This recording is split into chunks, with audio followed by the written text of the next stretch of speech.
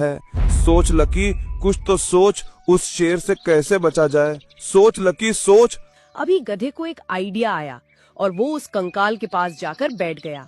और जैसे ही शेर नजदीक आया तो गधा जोर जोर से कहने लगा, अरे वाह, कितना टेस्टी शेर का मांस है।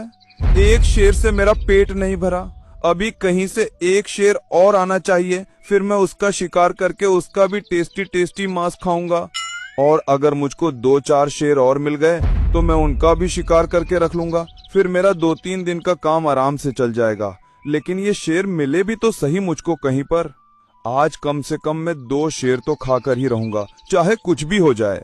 जब शेर सिंह ने उसकी बात सुनी तो उसके तो पसीने छूट गए। अरे ये क्या, मैं पहली बार देख रहा हूँ। मांसाहारी गधा ये हमारे जंगल में कहाँ से आ गया? ये तो डायरेक्ट शेर का ही मांस खाता है। और एक शेर से इसका पेट भी नहीं भरता, 2-3 शेर खाने की बात कर रहा है। आज मेरी किस्मत अच्छी थी जो मैं इस मांसाहारी गधे के सामने नहीं गया। अगर मैं गलती से इसको नजर पड़ जाता तो ये आज मेरा चिकन कोरमा बना के खा जाता। ये गधा इतना खूंखार भी हो सकता है, मैंने तो सपने में भी नहीं सोचा था। पता नहीं इतना भुक्कड़ मांसाहारी गधा हमारे जंगल में कहां से आ गया।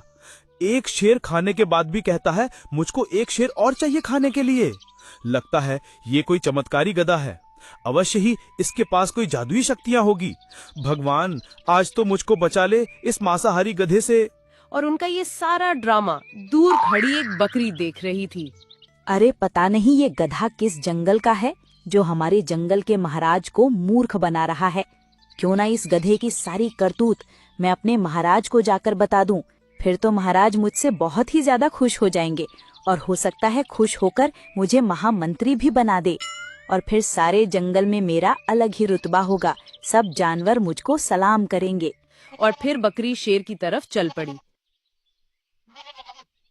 लकी गधे ने बकरी को शेर की तरफ जाते हुए देख लिया और वो सोचने लगा, अरे ये बकरी शेर की तरफ क्यों जा रही है, वो भी इतनी जल्दी में? कहीं ऐसा तो नहीं बकरी ने मेरा प्लान पहले से ही सुन लिया हो और वो शेर को बताने की फिराक में हो। अरे देखो तो सही, इस चुगलखोर बकरी को कैसे ठुमक ठुमक कर चुगली करने के लिए जा रही है।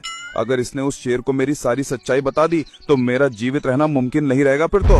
बकरी ठुमक ठुमक कर शेर की ओर बढ़ रही थी और वो घबराए हुए शेर के पास जा पहुंची। अरे शेरराज, तुम यहाँ पर घबराए हुए क्यों बैठे हो?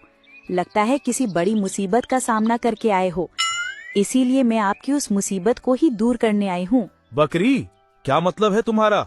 जो भी कहना है तुमको साफ साफ कहो। मैं पहले से ही उलझा हुआ हूँ, मुझे और ज्यादा मत उलझाओ। कहो क्या कहना चाहती हो? मैं अपने जंगल के महाराज को